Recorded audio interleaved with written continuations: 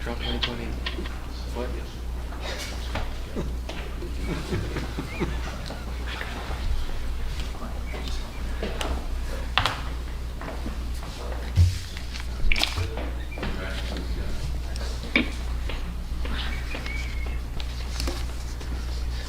Lost us.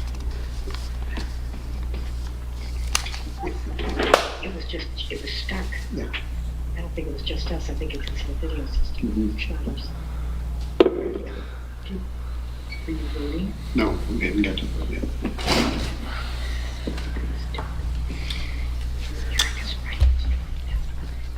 Yes. No.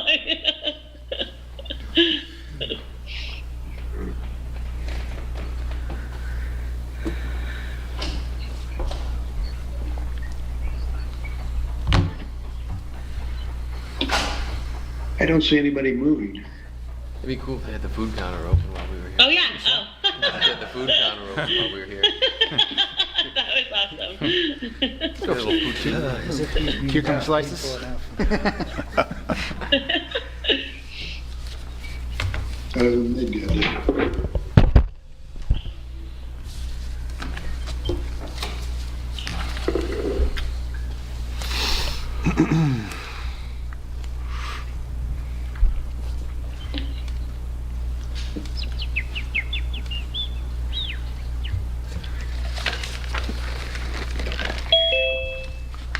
Ding dong.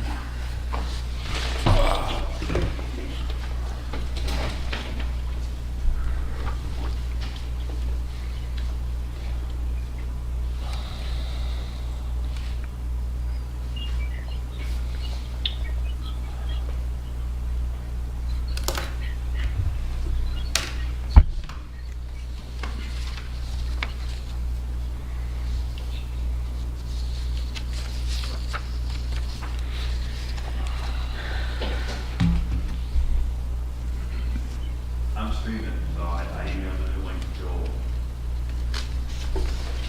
Okay. so he can check it out.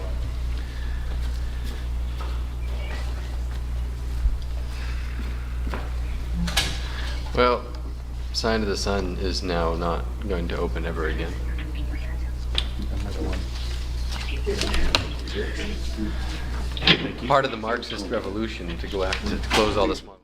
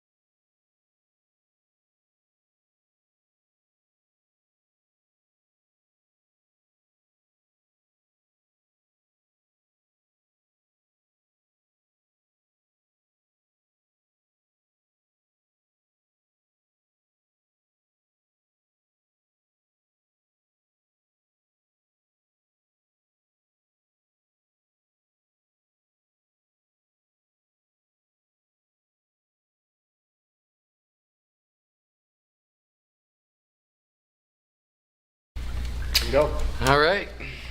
Anybody else for commentary on the shooting range? Anyone from the public? Anybody from the I public? call the question. Well, we have to let public commentary first.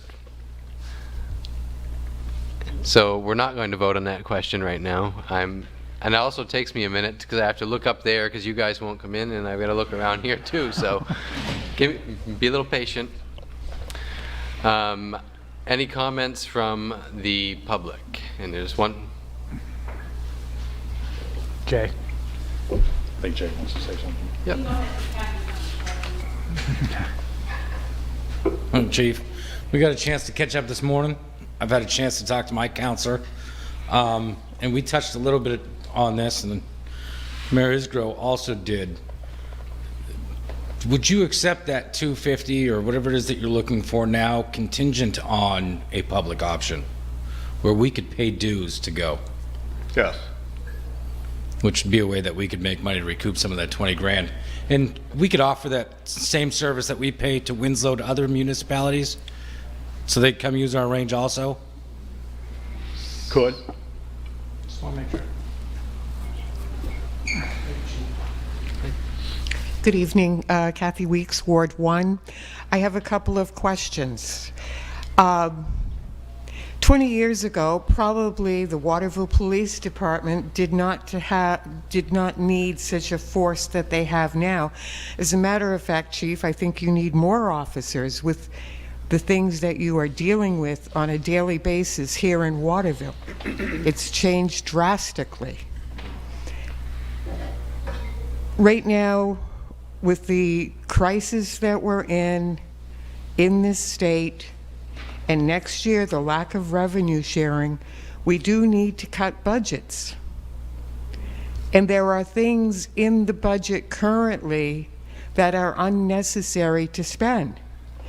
But for $250,000, and what this will do for our police force, which now more than ever, they need to be ready to go at any time with the climate we're in. Somehow we need to cut something else out in that budget. Residents cannot endure another tax increase this year at all. And I do agree with Jay's suggestion about the ranges up and running, then memberships, and that would be a revenue source also. So I'm asking the councilors, please put this back in. Please cut other things that are not necessary at this time. Thank you.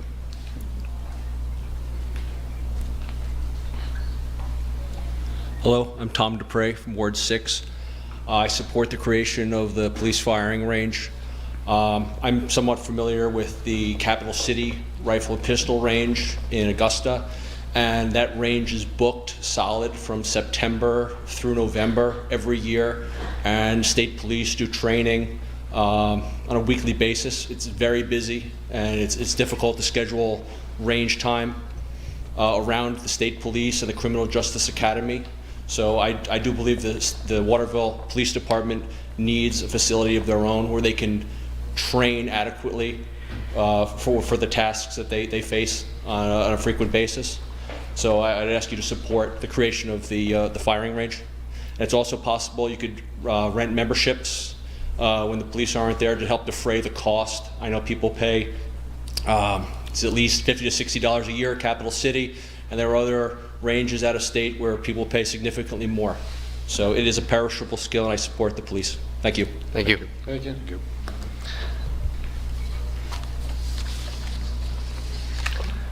Seeing that there is no further questions or comments from the public, I will call for a roll call. And again, a yes vote is to add the 250 back for the police range. A no vote would be to not add it back.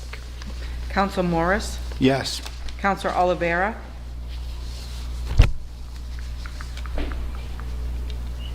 No. Councilor Smith, No. Councilor Mayu, Yes. Councilor Foss, Yes. Councilor Frankie, No. Councilor Thomas, Well, I'm going to vote yes. All I want to say, Chief, is I would be interested to hear what the Capital Shooting Club has to say before we actually start spending money. The vote is 4 in favor and 3 opposed. Yes.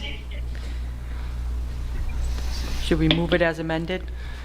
Let's deal with all the amendments first. Sure. Yeah. Okay. Okay. Open for other amendments? I'd like to talk about the pool. Matt, could you bring me up to speed, wrap my head around where those numbers We're are? going to offer other amendments first before we move it. Where the numbers are existing right now, the current numbers are for the pool, when we don't figure in either debt service or the maintenance reserve that's kind of in debate right now, we're at about $83,000 a year to run the pool and at about $88,000 in revenue. So we are, over the past few years only, have we broken even or made a profit. Historically, over the last 15 or 20 years, it was a big loser, upwards of between $15,000 and $25,000 a year, which is typical in the municipal pool business. It's unheard of to break even or turn a profit at a municipal pool. I don't believe there are any in the state that do. Okay. Question that I have about the construction of a new pool. Are you mitigating the bed that pool sits on? I went and looked at it the other day, and it's cracking right along the seam at the top, seeing that the tub is basically sinking into the ground. And I know that that's sitting on a silt bed with a clay underneath that, and plus the amount of structure that we had to put in the ground for the slides gives that away as well. What's your mitigation so that we don't have to come back in 10 years and redo this all over again? I think we're in very good shape there. As part of the preliminary engineering that Weston and Sampson did when we hired them to do this, to do more work around the major pool, we had SW Cole come in and they did 6 or 8 full borings all around the pool. So as far as mitigating it, we know what the soils are, we know what they'll withstand. The system that we're proposing is called MRTHA.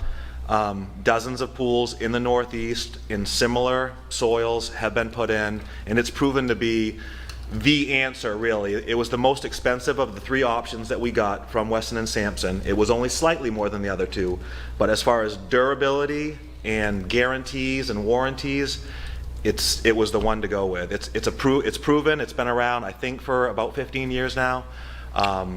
And we will use the existing tub, as you refer to it, with these custom fit stainless liners that are put in that deserve or require little to no maintenance. It's a completely different construction than the pool that's there now. Okay. And I mean, they said it'll last 40 years, which I don't believe, but I think it'll get us 20 years for sure. Talk me through MRTHA. Is that a styrofoam blocking system that would float? No, And it's stainless steel. It's stainless, so you're inserting that inside the tub that's currently Correct. there? Yeah. And then how are you attaching that to the rest of the structure? Because I know you have the spillway that goes around the rim. Yep, the gutter Yep. line, and yep, it's all stainless. There is insulation in between as a buffer between the existing shotcrete and the stainless. So there's a layer of insulation and other stainless posts. Okay. Is there a fear that so the weight of the water will sit in the stainless tub and then be supported by the concrete structure that's currently there? Correct. So you're doing a bath liner. To simplify things. Right. That's the idea. Okay. All new plumbing, all new pumps, almost all new concrete decking. So it's much more than a Band-Aid or putting lipstick on. Right. It's Right. going to be a quality situation if we're lucky enough to get through this. After the debt service is done and all other fees, what's our in the red number? Do we have that? No, I didn't figure that. I didn't figure the debt. We can do it. I can do the numbers if you give me a second. So if we figured in the 60K debt service, and Mike, the last we had understood is that we would figure in 25 for the payback. Correct. So that's 85. And next year, we're proposing, can you guys help me a little bit? So 85, Eric, if you would, plus 117 Well, it's is what we're proposing with the rate fee increases. 85 plus 117. Yeah. Would About a little over 200. A little over 200. Yeah. With our expenses, again, our expenses right now are 83,000. Those aren't going to go down over time either. Nope. So I'm not going to, Nope. yeah, And you're making 88 right now without the debt service, correct. and then you're going to throw on another 60,000 a year debt service. Well, I don't To that know if that's operational exactly cost. how we're going to do it, but we can look at it that way to Right. see Right. what Just the rough true, numbers. what the true, Yeah. Okay. Sydney. Yeah, I just want to say something about the municipal pool. In the beginning, like I said at the last meeting, I had a sticking point, which I explained to both Matt and Mike Roy about the allocated money that the city would be obligated to. The Alphon Association obviously kicking in a good amount of the money. I do believe, my constituency has spoken to me and has been 100% supportive of investing in the pool. It is an asset that I know of growing up. I actually had my first swimming lessons there as a kid, and I know It wasn't that pool. it was. It was back when it was a real. Well, it was, but Before I we can had still, Aquabogging. I can still remember training there as a kid, and as I do many of my people that I graduated back a long time ago that used the pool for those types of purposes. I mean, I went on to become a Boy Scout and did my additional training there, but I definitely remember the lessons that I took there, and they were very memorable.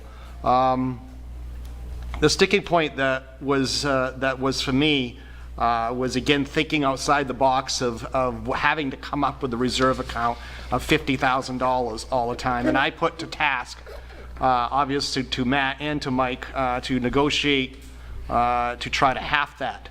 And I was pleasantly surprised over the last couple days that they did achieve that milestone of cutting that allocation in half. And that sticking point no longer is for me. So that is the reason why I have warmed to the fact not only my residents in my ward have emailed me and had correspondence with me, but the fact that I want to give a great deal of commendation to Matt Skehan for his aggressive business plan that he has given to all the councilors to look at, the marketing plan that he has outside of the box, that he's going to do his very best. And if anybody as a department head can do something with this type of thing, I have complete confidence in Matt that you can do that. Thank you. With your team, obviously. I always want to say the people behind you are as important as the person in front. And you certainly have proven that over the course of time too. And Mike, I do applaud you for your efforts and your expertise in dealing with the Alphon Association and getting them to understand where the city lies as far as financial standpoint. And I think this is a project that can move forward and it will be beneficial. And if it's managed correctly from a business standpoint, to the best of our ability, I think we can do better than break even for the first time, be the first in the state. That would be a headliner in itself. And let's think about the generation today and future generations and make this happen. Rick, and then So Matt, I do like the numbers, and I just want to get some clarity in my head as far as what we're looking at. Like the police range, I have a solution that would work for me. Would you be opposed to having kind of an oversight committee, a Friends of the Pool oversight that would give two citizens, two counselors, and of course yourself on that? Would you be open to that option? Absolutely. Right now, we have a recreation committee, so I think that it could be in some form members of the recreation committee, of which we have Councilor Smith, Oliveira, and Mr. Morris. Okay. So yes, I would be willing to. And I think so there is a citizen, we talked to the same person who would like to start a Friends of the Pool group. I don't know that it has to even be set up as an official, necessarily like if it has to have counselors on it. Yeah, I don't know. You know, because I think it could be more like Friends of Quarry Road or Friends, Yep. where you're it's really those private partners. The people that have the passion, the real passion, Right. not the force, not dumping more work on people that don't really care, it's not gonna work as well. Right. So you're right, it's the people that really wanna help for the right reasons. Yeah. It And could be, that's this person that me and the mayor are talking about, anxious to very hear- passionate okay, about it. anxious to hear who it is. Yeah. So, That would gain my vote for it if you're open to that. absolutely, all the help we can get. Okay. Anybody else? Yeah, I mean, listen, Matt, and your team, like, having seeing the business plan has been phenomenal. And, you know, one of the things when I came to the first, you know, recreation committee is just, you know, what kind of things, what can we do to enhance the experience of the people that go there? And, you know, I think this is a fantastic start. It certainly gets us, you know, I think more in the game. And, you know, I think it'll put us in a position where, you know, we're going to be able to hopefully, you know, start, you know, turning more of a profit and more opportunities to, you know, to enhance, you know, those experiences for the people, you know, now and in the future, and really attract more people to come here and not only spend the day at the pool, then go to a restaurant or, you know, and take in the show, or, you know, spend the hotel, like whatever. Like, there's going to be lots of things to do, you know, here, and I think, again, this is a great start, and, you know, I look forward to continuing enhancing this even more, and just seeing what that potential is. I think the potential is great for this particular project. So, yeah, I'm excited. Yep, thanks. So that wasn't really a motion, so we don't need to vote on that. Nope. It's already in there. You might as well stay right there. Matt. We're gonna talk about public works. We're gonna talk about public works. Oh, okay, all right, yeah. So I wanted to move on to talk about public works. I don't know if everybody, Sorry, just for anyone that's watching from the public, this entire bond package will be open for public commentary. There wasn't actually a motion on the floor there, so that's why we didn't invite public commentary on that specific item. But if you have commentary on any of the items we talk about, we will make sure that there's that opportunity at the end. So I want just people to know that, so in case they're restless. So I forwarded, Mark Turner had sent us this document, I think last week or the week before, and I forwarded it to everyone again this afternoon, so it would be easy for people to find. It's always eye-opening when you see these numbers. So what I wanted to talk about was the items that are not currently included in this bond, but Mark had originally requested for year 2. And if you look at the numbers, I mean, for example, one of the items is a plow truck that originally cost us $190,000, and we've spent $152,000 repairing that truck. And then you look just down, there's another plow truck that's 2 years newer than that one that at this point has cost us $70,000 to repair. I mean, and I have a hunch, and I emailed Matt about this afternoon, that, you know, when these vehicles hit 10 years of life, they start costing us a lot more money in repairs, and that's money that we can't avoid. You know, if these things break down, obviously we have to plow the roads, so we have to fix them. And in a lot of cases, it looks like the repairs are actually costing us more than the debt service on a new piece of equipment would cost. I mean, you look further down, there's another similar truck that's a 2013 that so far has only cost us $37,000 in repairs. And again, as that vehicle ages, those repairs are going to get more and more expensive. And, you know, I don't think, in this case, I don't think it saves us money by not replacing this equipment. I think it actually ends up costing us money in the long run. And we need to get on a much better, more consistent schedule replacing this equipment. I mean, besides the cost of maintenance, there's also the lost productivity for Public Works when these pieces of equipment are broken. You know, and that affects certainly not being able to adequately clear the roads or the sidewalks, for example. That costs people commerce. If people can't drive to a business, they can't patronize that business. And so and I'd only like to have your thoughts, Matt, on the Packer truck, which was also part of Mark's request for year 2. What are your thoughts on how necessary that is? I know that's just meant to be a backup vehicle. It would seem to me that that's one we can maybe wait on, but you're more familiar with the condition of that piece of I'm equipment. not as familiar as I'd like to be right now, but I think that it is something that, these are tough times, so it is something that we could probably kick down the road a little bit longer. That would be my opinion on that. Yeah. Again, I think the winning model for maintenance is just what Councilor Thomas is talking about.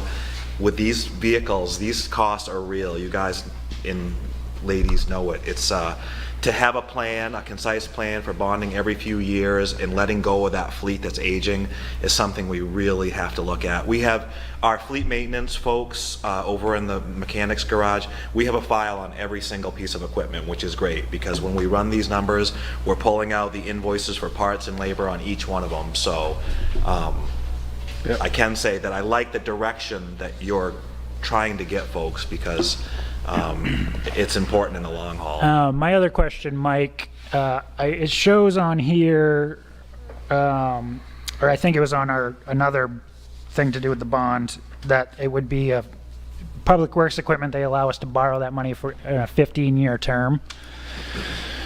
But it seems like most of this equipment is pretty worn out by the time it hits year 10. And so the last thing I want to do is be borrowing money and then replacing equipment when we're still paying off equipment, that we borrowed money for before. I know none of these pieces of equipment fall into that category because our last outstanding bond is from 2011. And the newest piece of equipment we'd be talking about is from 2010, so it looks like these are all paid off. Is there an option for us? Do the bond agencies set the term, or is there a chance for us to say, you know what, we don't really want to drag 15 years out on these pieces of equipment, we'd rather pay them off in 10? No, we can determine that. Right. We can determine the lifespan of anything we borrow money for and set that up so that it's paid by, if it's a 10-year lifespan, it's paid before year 10, and so on. So that's really under our control. Okay. With that, I'm going to make a motion to amend the bond and add $380,000 to the public works line to replace the 2 plow trucks. Second. Discussion. Yeah. Sid? What is the original 585 buying for equipment as needed now? I can tell you, I've got it in front of me. It's a dual axle dump sander plow truck, HD loader with the hookup assembly for snow blower, single axle dump sander plow truck, and a skid steer loader. So it's 2 plow trucks, the loader and I guess 2 loaders and one with the assembly for a snow blower. And then my other concern is that we're likely not going out to bond for another 2 years. Yeah. And so if we don't replace these 2 plow trucks this year, we're looking at 2 more years of maintenance on these trucks before we replace them, before we have a chance to likely replace them. Well, I can further attest to what Eric is saying as far as the plow fleet is concerned, and I've said something at previous meetings with Mark Turner, and I can attest to the fact that I've firsthand witnessed many a breakdown of the plow trucks in front of my house, on several roads that I've been traveling. Is that when they took out your mailbox? Yeah, the one that took out my mailbox twice over 5 years. Because, for obviously various reasons, the operator and the machine itself. But I can definitely tell you that the plow trucks that we have are deteriorating rapidly. Snow, anybody can attest that lives in Waterville, you're waiting longer than you ever have to see your road plowed on a consistent basis because of breakages and breakdowns of equipment. I mean, I've seen the plow itself detached from the truck, which is a major thing to have it detached from the truck and to bring that back to the shop and have that put back on or welded back on it's a major thing. And residents expect a certain level of services for what they pay for in taxes. And certainly the Public Works has been on the ropes for a long time, as we know, as a council, for coming up with surplus and padding the budget, to soften the blow. And we know that has been a historical thing. Certainly in their hour, in their time of need, I can understand the plow truck theory and what's been put and proposed for maintaining that fleet and having a significant essential service on the road. So I do sympathize with that. Given the total value of all of our stuff at Public Works, we have to really, if we're going to repair it in a timely way, spend anywhere from $500,000 to $700,000 a year, every year, to replace equipment that continually gets worn out. We lost quite a few of those years when the Great Recession hit in 2008 to 2015, when we really, for Maine anyway, started to come out of it. So for many of those years, 7, 8 years, we didn't do anywhere near what we should have. So we're still in a pretty big catch-up game. Mark Turner's done a great job keeping track of expenses incurred. So I know when Councilor Thomas looked at that, it was evident that some of the stuff we're paying repairs more than we would cost appear to buy it over a 10-year period or over a 15-year period. So we're trying to catch up. I appreciate your motion. If we don't do it this year, the additional amount, we're certainly going to be having to look at it very seriously in a year or two at the most. I think so. And when we get to that point, if it's 2 years, it's not going to be $500,000. It's going to be a lot more if we want to do it right. Councillor Foss. This is not pertaining to the amendment, but it's part of Public Works. I've heard reports that Colby is going to house 200 students in the hotel for a 2021 season. 100, I believe. Under that pretext, when the bill grant $1 million was added to the bond, we were looking at recouping some of that TIF money to use towards that portion of the debt service. If they put 100 kids in that building for 2021, would that not reduce their tax burden? No. I would just, as a point of order here, ask that we continue on with the discussion about the Public Works equipment and bring that up as its own item. Good enough. Is there anybody else, and I'm looking on the screen, that would like to comment on the Public Works, on this? There is a motion on the floor to add, what was it, 380? 380. $380,000 for 2 new plow trucks. Seeing as there's no commentary from the council, I will just wait a moment to see if there is any member of the public that would like to offer a comment on the 2 plow trucks before we take a vote. Are we doing the rest of the bond items and then one whole thing? Or is there anybody that wants to do any amendments on any other departments? Or? Well, but we're going to have to take a vote on this amendment now. Oh, fair enough. Yeah, okay. Yeah. Yep, good point. Thank you. I'm just giving it one more minute because they're a little delayed in the next room. What is it? All right, I think we're ready for a roll call. Councilor Morris? Yes. Councilor Oliveira? Councilor Oliveira? You're muted. Yes, sorry. Councilor Smith? Yes. Councilor Mayu? Yes. Councilor Foss? No. Councilor Frankie? No, Councilor Thomas? Yes. The vote is 5 in favor and 2 opposed. And the amount, just to confirm, that was? 380,000 for the 2 plow trucks, Mike.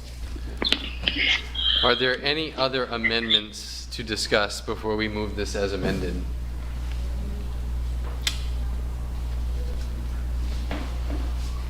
Okay, could I get a motion to move as amended? So moved. Second. Now, is there any overall discussion? I think this would be a good time for you to have your discussion on that. Yeah, so we've got we added the $1 million for the bill grant. With the 100 kids being housed in the 2021 session of school. And Mr. Roy, you can give me some info or not. Thomas, you as well. Is that tax going to change for them as a liability on that TIF that we were, that's, you know, that was the premise, was we threw the $1 million on there thinking we were gonna make, you know, $60,000 They year. haven't requested any change in the tax status of that building. It's meant to be this is just a temporary stopgap measure to get them through this year. Right, So but we're still looking at it, we're still gonna, if they came forward, I believe the Are we- taxable value for this year is $3 million, given the completion of the project as of April 1st. And so, I mean, unless they somehow, like all of a sudden decided they were going to turn it into a permanent dorm and come back to us. well, that's, you know, which- that's my general, because up until now, my scope. We'd have Right, which is civil not- revolt if they did that. Is not their intention. We rebelled.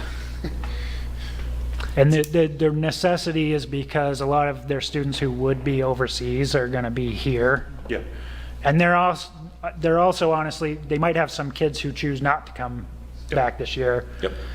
So I don't think they're completely sure they actually need to use the hotel, but that's their contingency plan if they need extra housing. So I agree with you. And you agree that it's definitely going to be taxed? They won't ask for a tax exemption because it's being used for charitable purposes if they decide to use it for housing for students the first year? I can't guarantee that. I don't know that. I haven't heard it. We should ask them before we actually do the bond.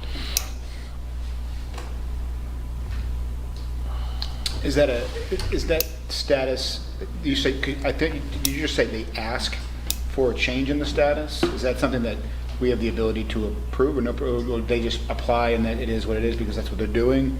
Like, how would that work? It's entirely a matter decided by the city assessor. Oh, If they meet certain criteria for student housing, long-term, I think that would be the key, then he would have to consider that. But I think the key is short-term versus long-term. I saw Counselor Frankie, and then we're going to go to Counselor Mayhew after him. We've been kicking the bonding around for an hour now, and it appears to me that there have been more questions raised than answers given. I'm going to move that we table this until our next meeting. Is there a second on that? No second, the motion dies.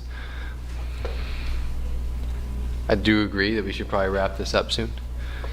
Counselor Mayhew. Yeah, I just want to remind people about, you know, the amount of the bond. Obviously, it's gone up a little bit, but the amount of the $4,035,000 bond as is, without the additions, I want to remind people, as I've had discussions, and I know the councilors are in full realization of this, but maybe the public isn't, because I've had to field questions from my constituents, and I want to be honest with all clarity, is that 3 items on this total almost $2 million of the $4 million, $35,000 bond here, because we're talking about the Trafton Road of $500,000, which we are obligated to the Maine DOT for the construction work on the off-ramp from 95. We are obligated from the build grant, which was done by U.S. Senator Susan Collins, gracefully taking taking the time to formulate and get us a $10 million grant that would revitalize the entire downtown of Waterville, which is really only happens once in a lifetime. Our obligation to that is $1 million, and of that $1 million, we would end up using $1 million in just paving alone the side streets after the full construction is done, which would be our skin in the game. So in the airport as well, FAA grants are tied to the $300,000 we're being asked to repave the entire runway, which is in dire need of being redone. These are all things that are economically viable assets that we have to protect. The Trafton Road is a beautiful area that's going to be an economic boom. The downtown is another area that we're going to see our local economy thrive, and merchants are going to thrive, and entrepreneurs are coming to do business there. We are the talk of the state of Maine in the city of Augusta, from what I've heard on a number of occasions from not only lobbyists but politicians themselves. And certainly the airport is a viable hub that we want to maintain and sustain so that we can have the commerce and we can have even more economic revitalization coming in and out of that airport, and we need to maintain these things. So of the bond, you know, I want to be all clarity, half of it is money that we are obligated as a municipality to come up with in partnership with others. So I just wanted to add that in. Okay. Any other questions or comments before we have a vote? All right, we'll open this up to the public for commentary on the bond before there's a vote on the entire bond package.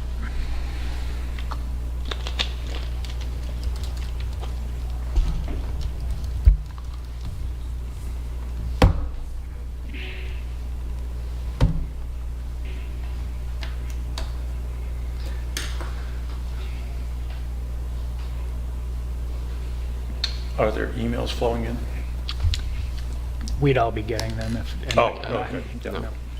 Go. I was just making sure that we had time for the delay, but I think we're good. We'll go for a roll call. You want the Wi-Fi? Counselor Morris? Just to be, this is for the amendments, right, that we're adding? This is on the entire The bond entire package. bond Sure. package as amended. Thank you. Yes.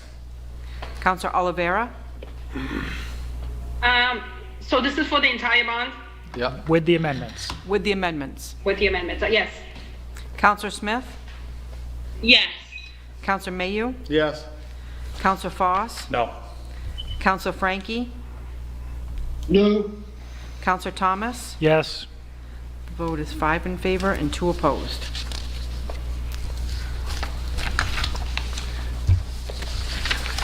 Okay.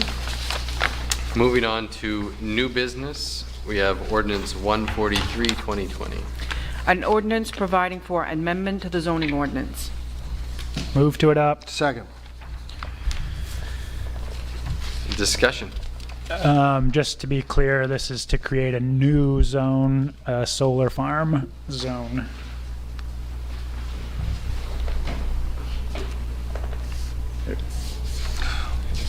Yeah, Councilor Foss? Can you explain why we need this? This goes back to the discussion we had. You remember there was an item where we were asked to allow solar farms in both rural residential and airport industrial zones. And at that time, the discussion, at least on my behalf, was that we shouldn't just blanket allow solar farms in any rural residential zone, that each one of those should be taken up on a case-by-case basis. This allows us to take a look at each of those cases and rezone it to solar farm specifically for that use. And that's kind of what we're doing anyways? Now we're just adding another layer of another option to rezone to?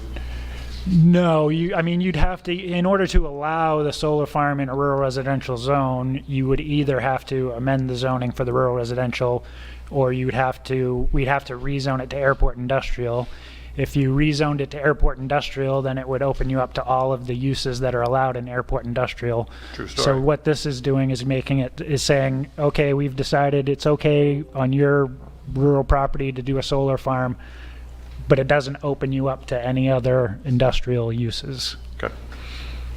Thank you. Any other questions or comments on this specific item? I would just make a motion to amend so that the setbacks in the rural residential zone where it's rezoned solar would be changed from 30 feet from the side and back property lines to 50 feet from the side and back property lines. And then the language also says that you have to be at least 250 feet from a house.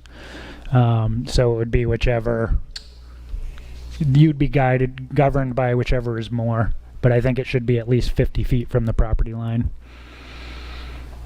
That gives a little more of a buffer to people who might abut these properties. So that was an offer for an amendment. Second. Okay, that motion is open for discussion. I had asked Ann about this. I actually, the next time on the agenda, I had gone up and met with Mr. Sweat today. And so I asked her about ways that we could maybe perhaps deal with his concerns. And one of the concerns was the proximity to the property line. And Ann suggested that we should overall, rather than doing something special, we should just make it a part of the overall zone. And that then it would apply to any other places that get rezoned as well. But this is strictly regarding solar farms Right. in rural residential.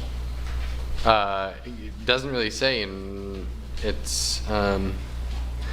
doesn't say in rural residential. This is the creation of the district as an option, which then people technically could go to the planning board no matter where they are and ask that it get rezoned to this zone once this zone is created. But there's less of a setback requirement in the airport industrial zone, for example. Yeah, but that airport industrial is surrounded by not residential area. Right, I mean, which is why we've got two more ordinances here coming up that are right up against that, and that's why I'm asking, you know, well, where I get it. Because what the next two will do is rezone those parcels to solar farm if they are approved. Yep. So this is defining that type of zoning, and then the next question is whether those parcels actually get rezoned, which is a separate question. But what I'm saying is 20-foot setback in the airport industrial zone is probably fine because there's no one that you're going to bother next to you. But in the rural residential zone, I feel like if you're going to put a solar farm in and the city council says it's okay, then you should have a little more setback from the property line. So that's what my amendment is for.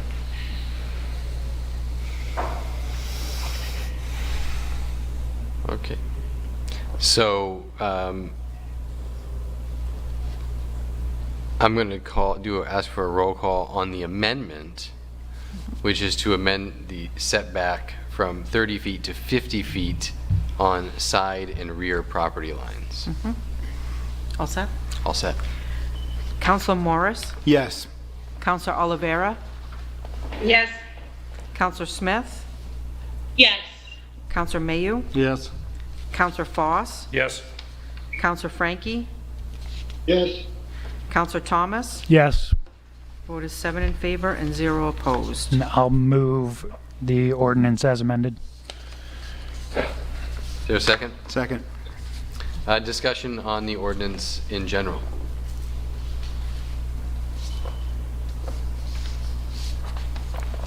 Any commentary from the public on the creation of this?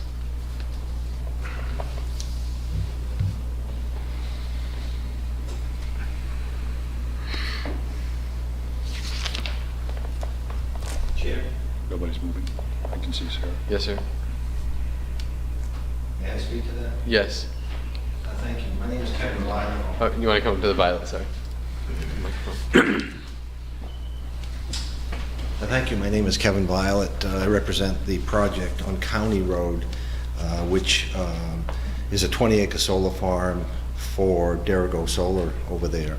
I put up some 8-foot stakes the other day, and there are ribbons on those stakes. And as if you look at the contours and you drive by County Road and look at that field, the back of the abutter's property, I sold him a double lot actually, and we easily can meet the 250-foot setbacks from his house to any solar farm operations over there.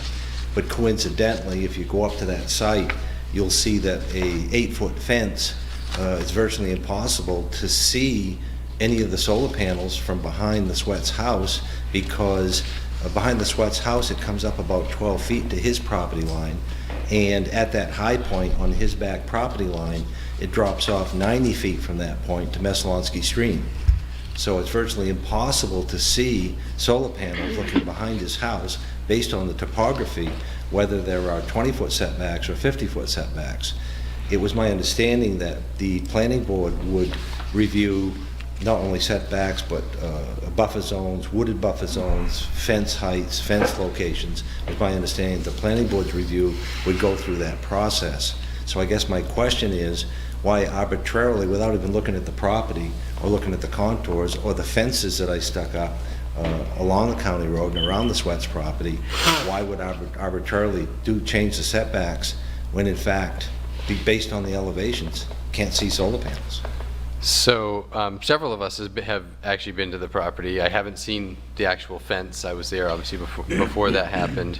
But the creation of the zoning isn't just for this project. Correct. This is for anyone. And you know, so the next solar farm might be next to someone who doesn't have that land contour. And we're trying to protect the residential property owners who bought their home thinking that they were in a country setting and they're going to have kind of an industrial use next door to them that they have to look at. So while it may not apply to your project, it certainly could apply to another property. And I think we're trying to to speak to Councillor Thomas's conversation with City Planner Ann Beveridge, rather than just make specific fixes for everyone, just trying to make something uniform that will go into any zone that is rezoned to this solar farm zone. Okay, and the other consideration is, supporting these solar farms within your own ordinance criteria that's there today, is the fact that these guys are planning on spending $7 million on the county road, of which the tax revenue is going to be between $40,000 and $90,000 a year to the city of Waterville. So you may want to consider that as being a reasonably healthy tax base that supports the mill rate in Waterville and allows us to develop our property. And I'll say it again, if you can't see the panels from the house, it doesn't matter if the panels are 2 feet behind the fence or 50 feet behind the fence. Just should consider that. Thank you. Seeing that nobody else from the public has stepped forward on this specific item, I will ask for a roll call. Councilor Morris? Yes. Councilor Oliveira?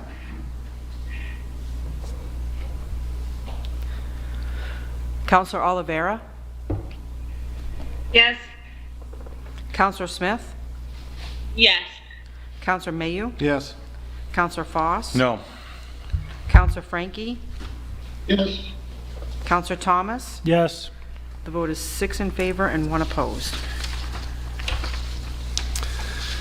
Next item on the agenda is Ordinance 144, 2020.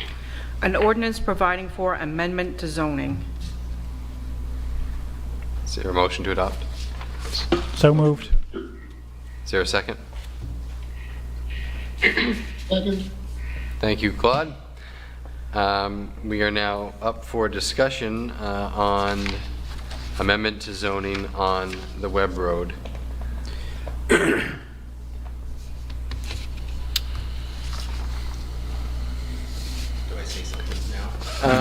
Since nobody else seems to be stepping forward, yes, why not? Come right up and introduce yourself. Sure, I'm Gil Paquette. I work for VHB. I'm a consultant for NextGrid, the applicant for the Webb Road solar project. And I'm just making myself available tonight to answer any questions you might have. Wonderful, thank you. Councilor Thomas? I'll just say I took a drive out as much around the area as I could, and I really couldn't see anyone who was, I don't think anyone will even be able to see it out there. So there's a natural buffer of trees, and I don't believe we've had any concerns from any abutters or anything, so I don't see why this project shouldn't move forward. Councilor Frankie? You, Claude, speak. That's you, Claude. Excuse me, the sound's kind of broken up from time to time. Sure. My question is this a commercial project that is in mind? I didn't hear the last part. Is it a commercial project? It is, yes. Yes. Then I'd like to ask Mike Roy if he would explain what the change in tax valuation is for the for solar farms. I asked you about this, Mike, before you went on vacation, and I believe you had talked to the city assessor. Do you have that information at your fingertips? No, I'm sorry, I don't. It's still somewhat of an evolving explanation too, but I think the key is whether it's the solar energy generated is for residential usage or commercial usage. I think if it's on the commercial side, then it's fully taxable, but I'd want to check with Paul Castangwe, our assessor, again, Councilor Frankie, before I could answer that more completely. So we say if it's on the residential side, it's not fully taxable? I think that's if you put a solar panel on your house that Well- you're using for your own power. I don't think it's if you're generating power for other. No, it can be also an installation like at the airport, 5 megawatt installation, and if all of the energy generated goes to, I'll just say exempt entities, then it may not be fully taxable. It's a complicated subject on the taxation part, so I'd want to get help before I spend much more. What's You your, don't happen to know the answer, do you? maybe I No, could ask. I just wanted to clarify the answer to the question. When I said it was commercial, I misunderstood the question. Well, I think the point being that this could be a substantial increase in the tax base for the city, which could generate substantial revenue as opposed to just being simply the rural assessed value. Go ahead, sir. It could be commercial or residential. You have to sign up for the program to get, actually, I don't know why anyone wouldn't, because you get cheaper electricity if you sign up. So even the town could enter into an agreement. Right. In terms of the taxes, I do have some information. I know that the state has a program to compensate, I think it's to compensate towns for the portion that might not be taxable. I'm just not sure. I know that they're working on it to make the towns whole with this new program that the PUC has implemented. Okay, thank you. Councilor Foss? I'm going to echo my rural residential non-agreement on this. Again, people don't buy houses out in the middle of rural residential to have it populated by solar farms and industrial. They bought that property because it's peaceful and it's 5 minutes from the nearest Hannaford. I just cannot support this. Any other councilors? I will open it to the public. Is there any members of the public who have a comment on this specific rezone?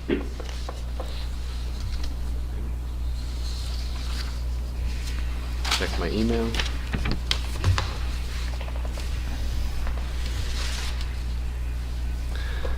Seeing that there is no further commentary, I will ask for a roll call, Patty. Councilor Morris? Yes. Councilor Oliveira? Yes. Councilor Smith? Yes. Councilor Mayu? No. Councilor Foss? No. Councilor Frankie? Yes. Councilor Thomas? Yes. The vote is 5 in favor and 2 opposed. Thank you. Thank you. Appreciate you coming. Next item on the agenda is Ordinance 145, 2020. An ordinance providing for amendment to zoning. Move to adopt. Is there a second? Second. Are you sleeping tonight? Bond talk, you know. Open for discussion. Councilor Foss. I have spent an extensive amount of time at this property. Mr. and Mrs. Sweat have been gracious enough to let me take some pictures. I've handed out a packet for everybody to view, along with emailed it to everybody, so you have it. Top picture, the first picture that you come to is the very back edge of their property overlooking the proposed solar farm. There is a nice rolling hill there. I've also received from Mr. Sweat the additional pictures that I did not have time to print with the stakes. They are visible from the house. Mr. Sweat has given pictures of that.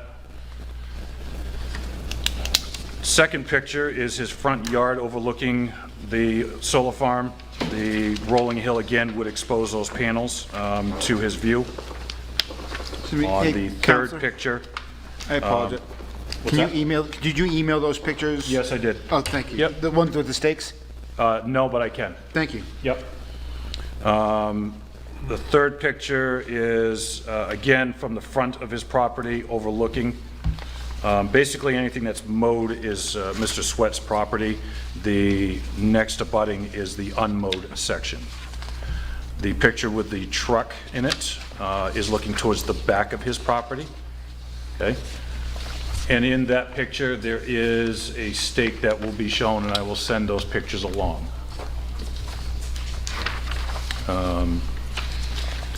The cut down tree, again, is overlooking that same field, just different views. You can see clearly that this is that back field. Now, the last picture I want to really point out, the last picture is, it appears that there's a power line running up over the hill. That's just a point of reference for me, just to show you where I'm talking about. But at the base of that hill is actually the quarry road trails. Mr. Sweat has indicated that during the wintertime, when there's no foliage on the trees, he can see people over on the quarry road. So quarry road's going to be looking at this solar farm. Even as described with the drop off towards the river, now you're going to look at even more panels than what Mr. Sweat is going to be looking at. They bought a piece of property out there to be 5 minutes from Hannaford, but be in a very quiet setting. They did not buy the piece of property to have a solar farm put up so that they could sit on their deck with a cup of coffee, just like I've said about every other rural residential project, and stare at solar farms. That's what I have to say. I went out to the property as well. There's no way that you can say they're not going to see the solar farm. And it would be helpful if before the second vote on this, which will occur 2 weeks from now, if an image of the actual solar farm plan could be sent to every city councilor, because it's not until you see that, along with the photos of the property, that you can really get a sense of this project. It's very abstract looking at empty fields, but when you see kind of the plot where these panels are going to be and the immensity of the project, there's no way it's not going to disrupt the quiet enjoyment of a long-time Waterville resident. And you know, you wouldn't let me put a gas station in my front lawn because my neighbors signed up to live in a residential zone and they live there. There's no way this isn't going to devalue the property of these homeowners. But I think what they probably care about from my conversation with them more than that is the disruption of the quiet enjoyment of their home property. And I would ask every city councilor before they take a vote on this, especially the second vote, to ask yourself how you would feel if this was your specific property. This was you and your family living there. You've been there for 20 or 30 years. You've put your sweat into your property, and this is going next door. And I would encourage you, if you have the time, to go out and meet the Sweats. They're great people. I think this is the kind of zoning change that goes beyond a minuscule amount of tax revenue, because I've learned in 6 years here that tax revenues, when we start saying that every project, oh, this is so important to the tax base, that money is spent like that. And it's usually spent on new stuff. So let's leave this family in peace. I'd ask you to go out there and take a look at it, and I'm totally against this project. Nick. Yes, Councilor. I went up there today and met Mr. Sweat, and we walked around the property line. and I listened to his concerns, and I just sort of tried to walk him through how we got to this point.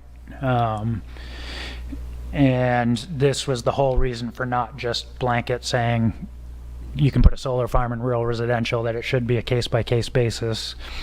I also explained to him, you know, I've been through many sort of rezoning things. I think the best example probably would be Trafton Road. I can tell you that is also rural residential. Every single person in the neighborhood was opposed to that. And there was a part of me, I ended up voting in favor of it. At the time, you know, there was a part of me that was opposed to it because I sort of felt like we might end up with another First Park, or that we should try to, you know, fill in the center of town before we start developing out on the outskirts of town. But the harsh reality in Waterville is that we need tax base. And so ultimately, you know, after lots of conversations with people, we decided to go ahead and allow that project on Trafton Road to move forward in hopes that we would see some development out there and you know, see some increased tax base out there. We have very little land in Waterville. It's only 15 square miles, and even less than that is land you can actually build on. And you know, you can't stop a project. It's one of the things you have to consider, how it affects the abutters, but you can't necessarily, that can't necessarily be the reason for putting a stop to the project. And so you got to consider all of the things. And you know, the things in our ordinance, for example, that we just approved, are that the solar farm can't be any closer than 250 feet to the house, or the other factor that would have to be 50 feet from the property line. You're also required in our standards to put up a minimum of a 6 foot tall vegetative barrier, and you have 5 years for it to get up to that height. But so once there's you know, having walked the property, once there's a 6 foot tall hedge line, I don't think you would be able to see the solar panels from his property. I think coming down the road you may see it, but there's also stuff in there about having to have a visual buffer from the street frontage as well. And I'm sure Councillor Foss's concerns have probably played out over and over and over and over and over again in Waterville, because there was a time when it was all farmland. And I'm sure every time somebody wanted to develop something, the neighbors said they didn't want it because they bought in a nice quiet spot, and that's where they, you know, planned out and living out the rest of their life.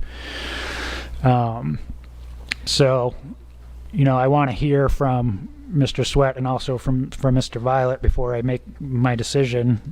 But I just, you know, those are the things that are sort of going into my thought process when it comes time to actually vote on this. I just want to offer a quick comment, and we'll go to Councillor Foss. I hear what you're saying, and I myself have had to make decisions on projects I support or don't. Some, in retrospect, I probably shouldn't have, but that should never stop us from looking at things differently and kind of learning from what we do as we go along. And, you know, I don't want to be one of these kind of awful dystopian places where we're so desperate for tax revenue that we just develop every square inch. And I mean, ask Mike Roy about his love of making sure we have trees in the parking lot downtown. These things can be important, and aesthetics are important.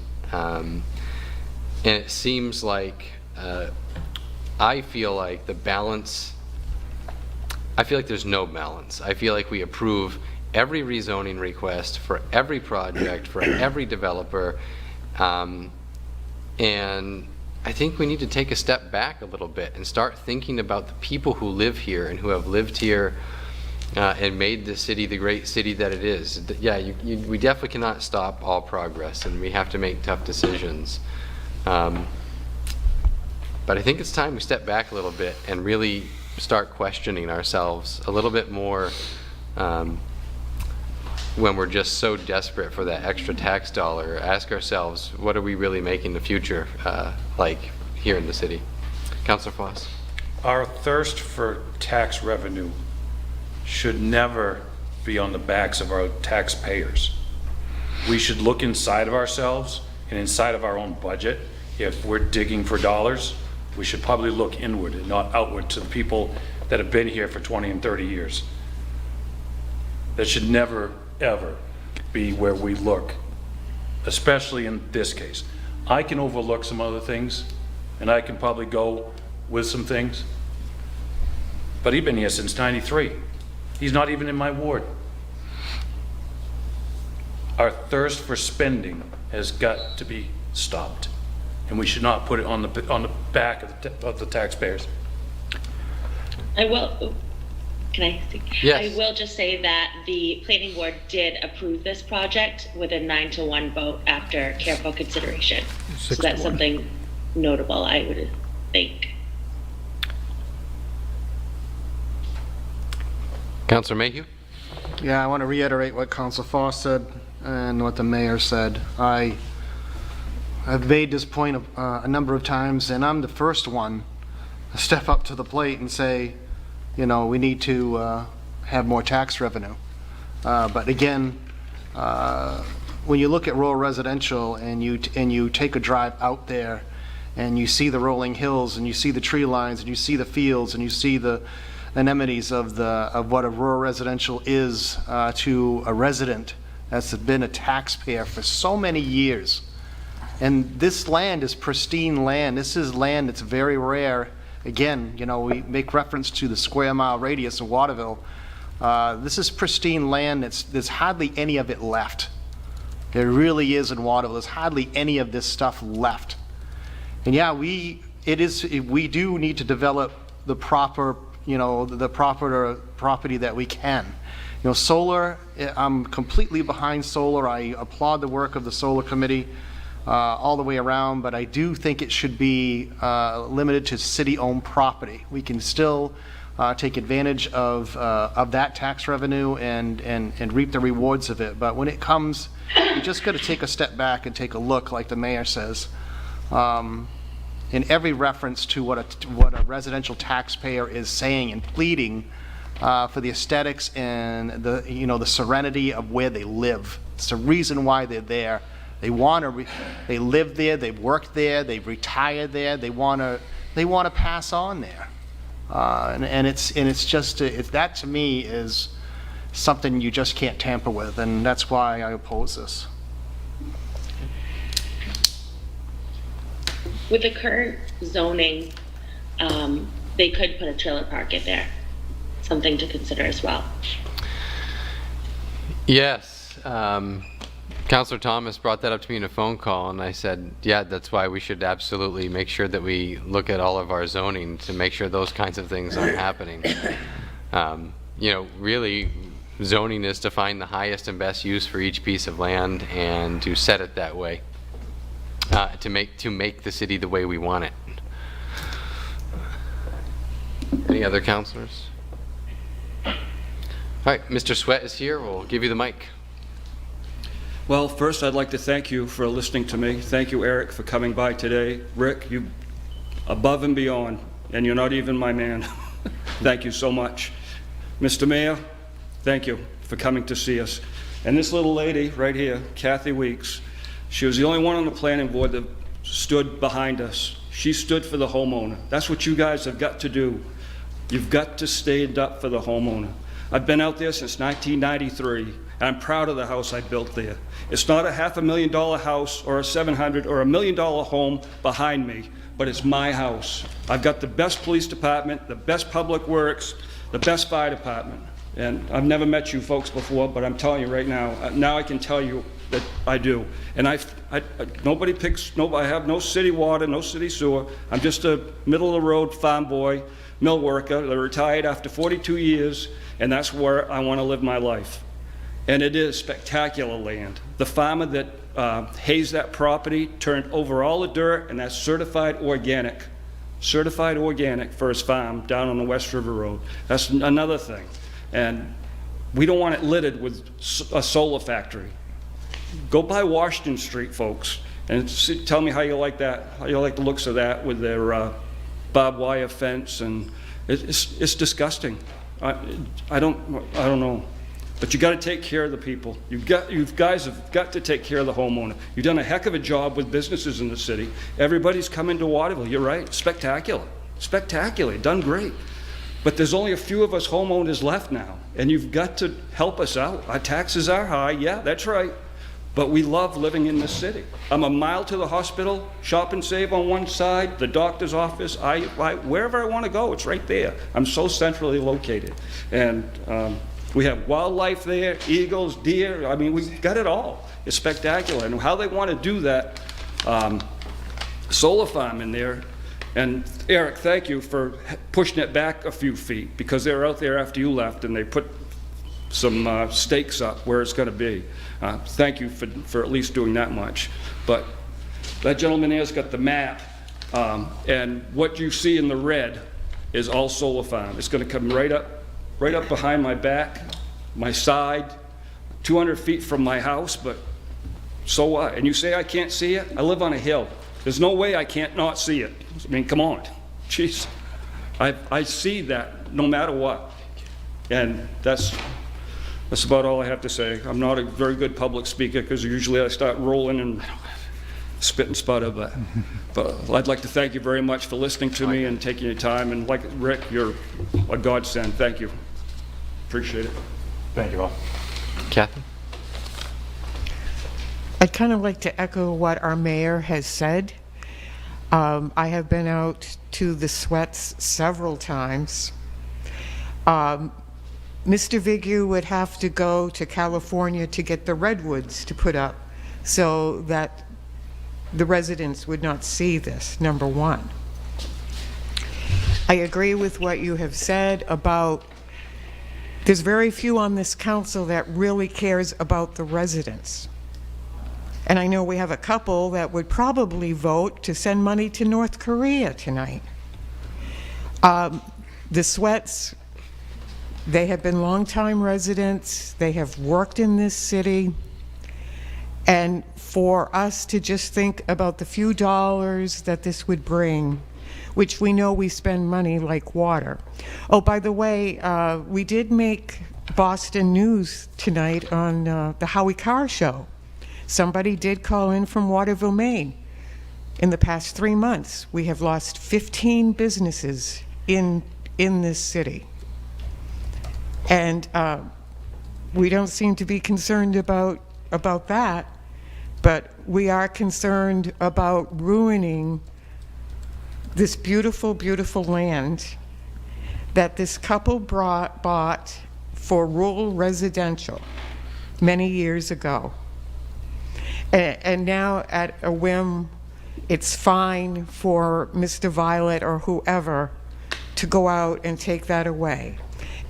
And yes, at the trails, they can see into that field. So they'll get a beautiful view of solar panels. I had gone by the solar farm that Colby owns, of course, and you can just see the weeds and everything just growing up amongst the panels. So I am begging you, if you are truly in this seat caring about residents,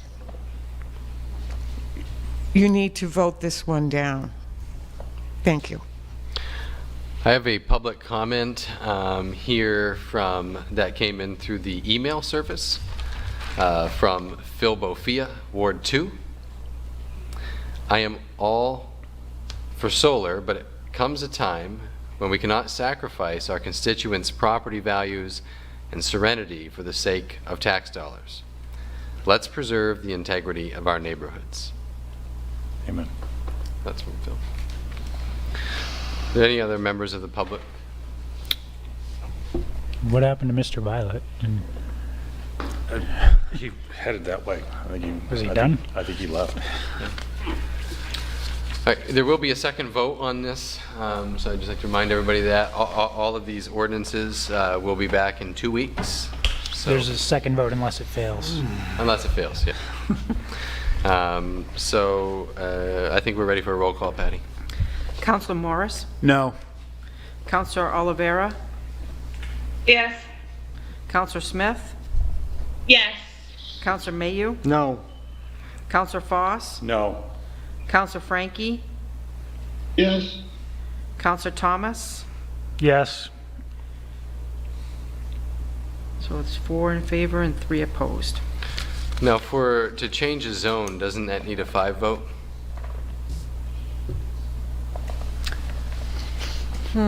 I believe that, Billy, I believe to change zoning, you need, Well, it takes 2 votes. but I think you need 5. Can we ask Billy that? We'll get an answer before the next meeting. I'm just trying to Amending recall. the zoning ordinance takes 5 votes for some things. I'm not Amending sure the about. zoning ordinance, Oh, but so that would not, be for but not rezoning a not property. rezoning. okay. Ann is on, True. So that might make more sense, Eric. wouldn't Ann know? Ann, do you know? Yeah, Ann should know. Yes, of course. Trying to figure out how to unmute herself. Ann Beveridge? And you're muted. You're muted. Okay. The ordinance says any amendment to provisions of this ordinance must be approved by 2/3 of the members of the city council present. So I believe this means that a map change is a provision of the ordinance. Anybody understand that? Yeah, she believes that it does need the 5 votes. We'll have to get Bill's. Well, we can- Why don't we get an opinion from Bill Lee on that, so we know that we're exactly where we should be in terms of the... Whether this comes Right. back on the next one Whether or it comes not. back or not will be Yeah, determined. great. Well, so, go ahead, Ann. This is in the zoning ordinance that I'm reading to you. Section 7.1.5 of the zoning ordinance.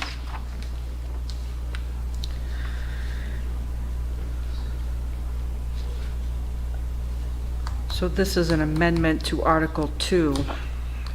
There's no reason to get caught up on this. Yeah, so I think we'll figure that out. It may or may not be on our agenda in 2 weeks. We'll, Right.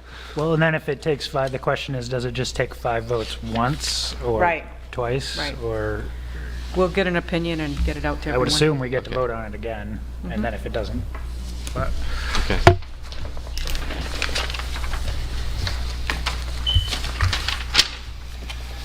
Next is ordinance 146, 2020.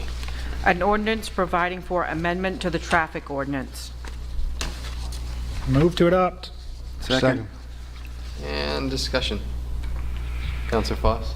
So I was at planning board last night, and they did an excellent job of trying to figure this out, and how to word this. And it was after a good half hour, 45 minutes of talking about this one topic, they realized that the 34 pound, the poundage was not going to take care of the problem, which is why they turned it down last night.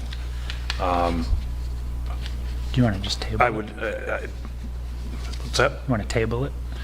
Well, what I want to do is, if we can table it so that I can come up with the proper language, and then add that amendment when it comes back up. That's, yeah, I would move that we table this for the time being. Second. Postpone it to the next one? Yeah. Yeah, let's table till next meeting. Is this a derivative of the High Street issue? Yes. Correct. Thank you. Then Do you yes. vote on the table? Yes. Yeah, all in favor of tabling? Do we need to roll do call? a roll call on that as well? Counselor Morris? Yes? Counselor Oliveira? Yes.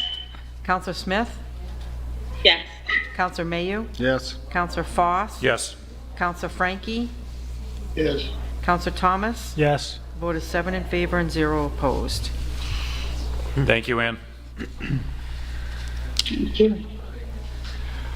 Okay. Resolution 147, 2020. A resolution providing for approval of bid award Alphorn Municipal Pool Project. Move to adopt. Second. Discussion? Do we need to discuss this anymore? Everybody good with the discussion we had earlier tonight on this? Yep. All right, All set? please. Counselor Morris? Yes. Counselor Olivera? Yes. Counselor Smith? Yes. Counselor Mayu? Yes. Counselor Foss? Yes. Counselor Frankie? No. Counselor Thomas? Yes. The vote is 6 in favor and 1 opposed.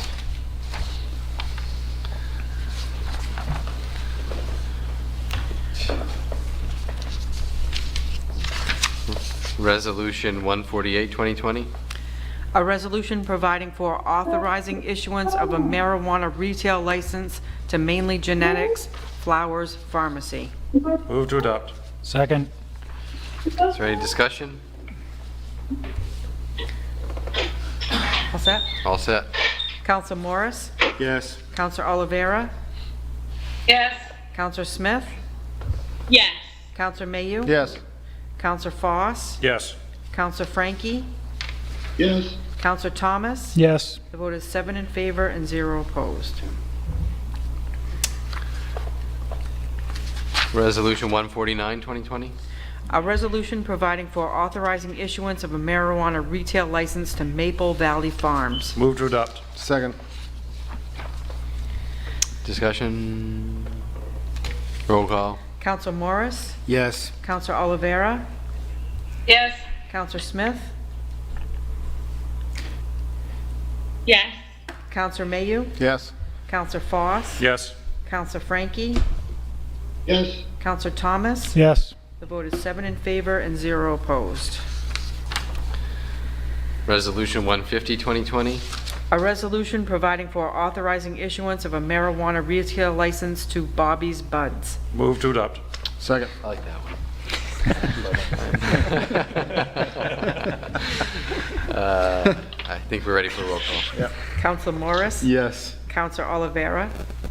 Yes. Counselor Smith? Yes. Counselor Mayu? Yes. Counselor Foss? Yes. Counselor Frankie? Yes. Counselor Thomas? Yes. Vote is 7 in favor and 0 opposed. Resolution 151, 2020. A resolution providing for authorizing issuance of a marijuana retail license to Green Thumb Organics. Move to adopt. Second. Discussion? Roll call. Counselor Morris? Yes. Counselor Olivera? Yes. Counselor Smith? Yes. Counselor Mayu? Yes. Counselor Foss? Yes. Counselor Frankie? Yes. Counselor Thomas? Yes. The vote is 7 in favor and 0 opposed. Resolution 152, 2020. A resolution providing for issuance of a victualler's license to Peter Vitello, doing business as Swirls. Move to adopt. Second. Discussion? Does anyone know what this Do we is? know what Yeah, I was gonna Swirls say, is? what, do you Is know he what here? this is? Yeah, what is it? I think it's another restaurant. I don't Wow. believe he's here. Okay. It's fantastic.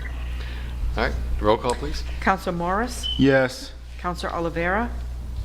Yes. Counselor Smith? Yes.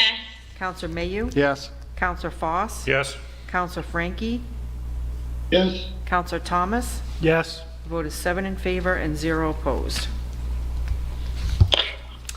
Resolution 153, 2020. A resolution providing for referral to the planning board. Move to adopt. Second. Discussion? This is about being Airbnbs. I think, looks like it. Is that what? Go ahead. Is that what it is? Short-term rental is another name for Airbnb. Okay. We're starting to get more and more questions, complaints Yeah. Yes, from we are. these places throughout the city. Yep. Okay. And That's all I did. I think we're realizing, even though we're a little bit behind the curve, we got to step up and start having some kind of understanding about where it can happen and where it maybe shouldn't. Heard about it this weekend, so, yep. Yep. Yep. All right. Roll call, please. Counselor Morris? Yes. Counselor Olivera? Yes. Counselor Smith? Yes. Counselor Mayu? Yes. Counselor Foss? Yes. Counselor Frankie? Yes. Counselor Thomas? Yes. Vote is 7 in favor and 0 opposed. Next is Order 154, 2020. An order providing for acceptance of a Keep Maine Healthy 2020 Municipal COVID-19 Awareness Campaign Award. Move to adopt. Second. Discussion? Roll call, please. Counselor Morris? Yes. Counselor Olivera? Yes. Counselor Smith? Yes. Counselor Mayu? Yes. Counselor Foss? Yes. Counselor Frankie? Yes. Counselor Thomas? Yes. The vote is 7 in favor and 0 opposed. Should Mayor, have said this before. Thanks, Chief.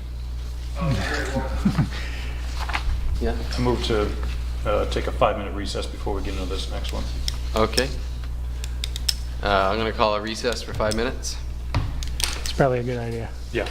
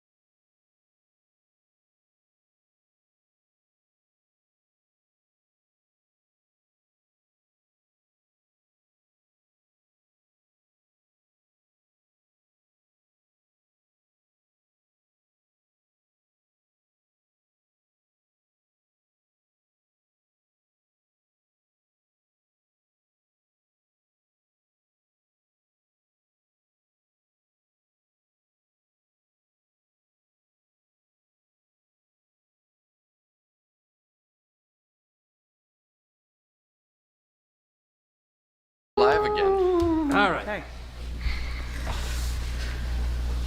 And action. Welcome back to this regularly scheduled meeting of the Waterville City Council. We will pick up where we left off, which is at Order 155, 2020. An order providing for appropriation of municipal and school operating budgets for the period of July 1st, 2020 through June 30th, 2021. Move to adopt. Second. And open for discussion. Mike, I have a question. Oh, Claude has a hand up. Okay. Let's go to him first. I'd like to move that we table this until the next meeting. We still are waiting for budget updates from the state in terms of revenue sharing. We're not quite sure what the school funding for next year is going to be, or what school operations are going to be.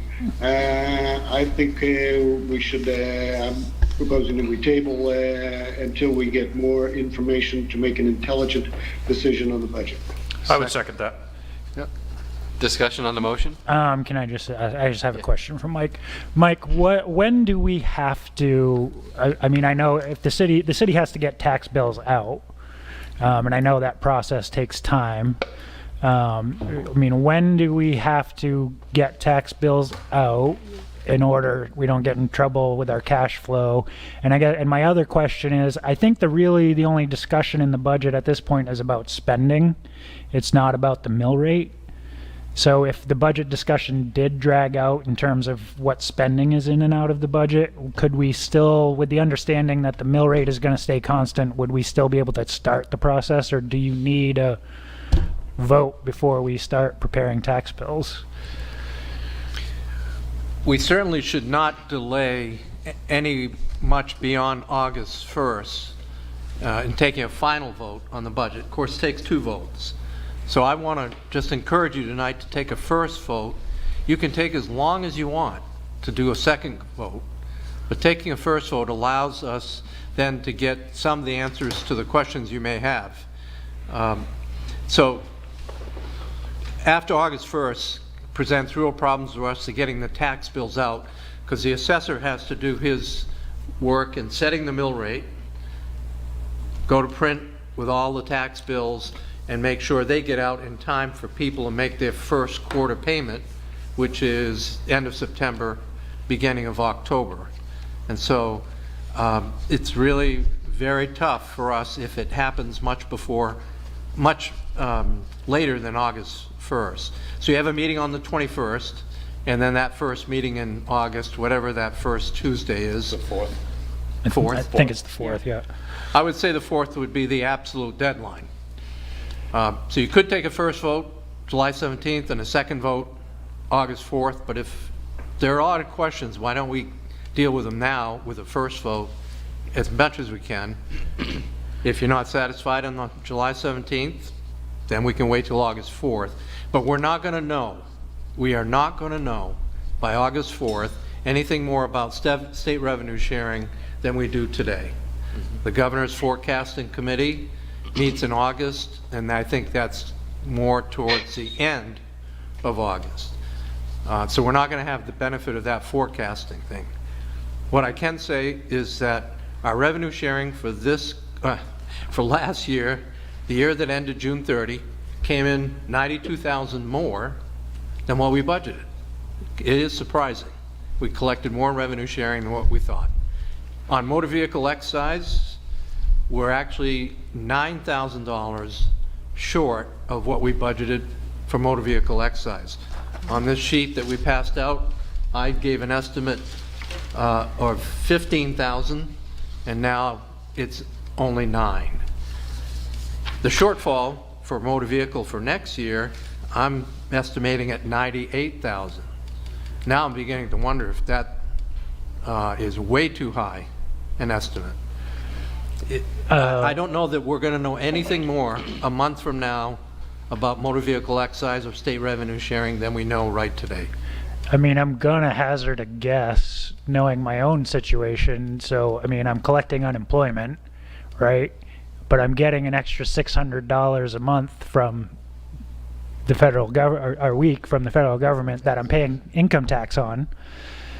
So that might be why our revenues actually weren't as bad, because people are paying income tax on money they didn't, that was coming through unemployment. I mean, that's just a guess off the top of my head, but I kind of agree. I mean, I don't know. Anything the state says is a shot in the dark. It's a complete and utter shot in the dark. They can say anything, and I don't think it's going to have any more meaning 2 weeks from now than it does right now. I mean, the only question, they're not discussing lowering the percentage, right? It's going to be 3.75. It's our share of state revenue sharing is going from 3.25 to 3.75. Of course, the question is this pot smaller? Is that 3.75 smaller? Right. Total dollar-wise than the 3.25? Who knows?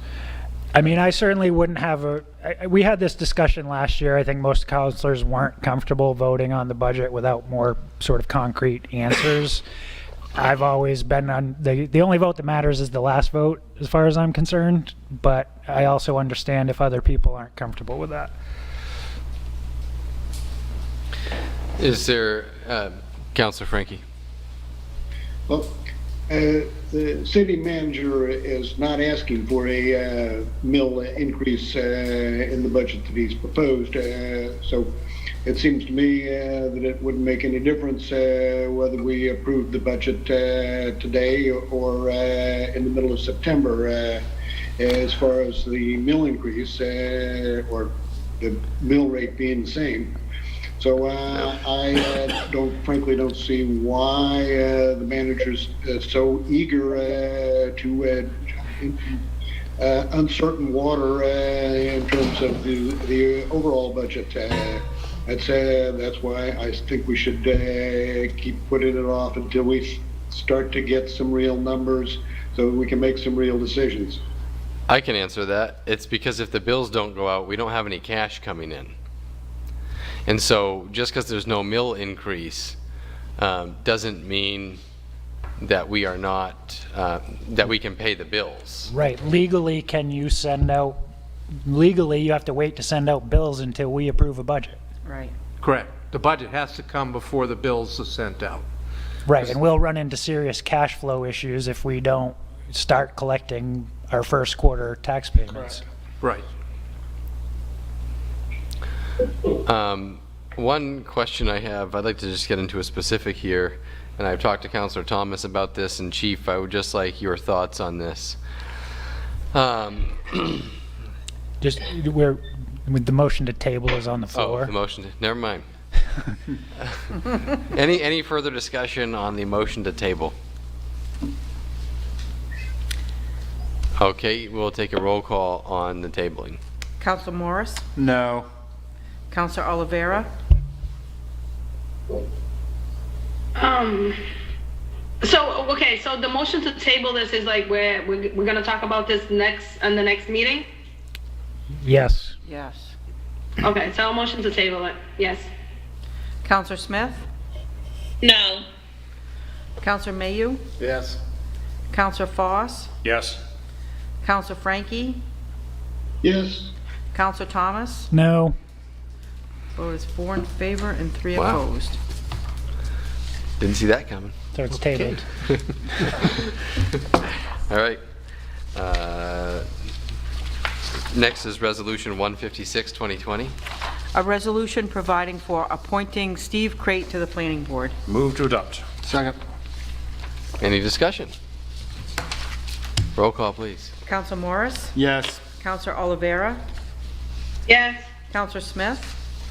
Yes. Councilor Mayu? Yes. Councilor Foss? Yes. Councilor Frankie? Yes. Councilor Thomas? Yes. The vote is 7 in favor and 0 opposed. And next is Resolution 157, 2020. A resolution providing for referral to the Planning Board. Move to adopt. Second. Discussion. Roll call, please. Councilor Morris? Yes. Councilor Oliveira? Yes. Councilor Smith? Yes. Councilor Mayu? Yes. Councilor Foss? Yes. Councilor Frankie? Yes. Councilor Thomas? Yes. Vote is 7 in favor and 0 opposed. That one made sense to me. I don't suppose there's any counselor updates tonight? Could I just add something before we move on? The deadline for requesting an absentee ballot electronically or by telephone is Thursday at the close of business. The governor's order has extended absentee voting in person until Election Day, including Election Day. We would urge everyone who is interested in voting to consider voting by absentee ballot. We have certain limits for health and safety purposes. The gathering limit for the polling place is 50 people, including staff. So we have about 25 staff, so that means there'll only be 25 voters within the facility during any one time during Election Day. So anyone who opts to wait until Election Day should plan for a wait in line. We can only move so many folks through. Don't know what the weather is going to be, if it's raining or hot or whatever, so people should plan accordingly. And I would just ask everyone to be patient and understanding. It's as we work through the process, it's certainly been challenging to try to figure out how to navigate through it all. We've also installed a drop box outside of City Hall. It's a secure drop box so that voters who have requested an absentee ballot can return the ballot. It's kind of like a mailbox. It opens up and it goes in, and we're only the city staff, city clerk's office, have keys to that. So we would encourage voters to take advantage of that. They don't have to come into City Hall to return their ballots. Thank you. No manager's report. Can you share how many absentee ballots have come in already? We have around 1,000 that have been returned. We have about 600 that are still out there. Unheard of for a primary in the summer. And Thursday's the last day. Thursday's the last day to request by telephone or electronically. Okay. Trump 2020. All right. Is there a motion to adjourn? Motion to adjourn. Second. You want to take a roll call?